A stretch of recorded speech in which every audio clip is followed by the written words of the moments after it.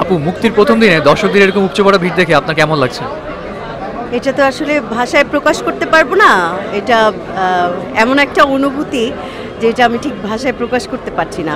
অবশ্যই ভীষণ ভালো লাগছে এবং আমার অনেক গর্ববোধ হচ্ছে। বাংলাদেশের ছবি, বাংলাদেশের পরিচালক, বাংলাদেশের প্রযোজক এবং বাংলাদেশের সকল শিল্পী, আমরা এই যে আমাদের একটা জয় জয়কার, এটা আসলেই মনে হচ্ছে বাংলাদেশের জয়। আমার খুব আনন্দ লাগছে। দর্শকদের উদ্দেশ্যে মুভি নিয়ে যদি কিছু বলেন। দর্শকদের উদ্দেশ্যে বলবো যে দর্শক আমাদের বাংলা ছবির সঙ্গে থাকুন। আসলে আমাদের বাংলা ছবি সুদিন ফিরে এসছে। আমরা গত 2 মাসে অনেকগুলো ভালো ছবি পেয়েছি, আপনাদেরকে উপহার দিতে পেরেছি, যেমন দেবী, মিস্টার বাংলাদেশ এবং আমাদের দহন। আরও অনেক বাংলা সিনেমা দেখবেন আপনারা এবং সত্যিকার অর্থে যে বাংলা ছবির সুদিন ফিরে এসছে। ধন্যবাদ আপু। পূজা আপু, প্রথম দিনেই দর্শকদের এরকম ভিড় দেখে আপনার কাছে কেমন লেগেছে?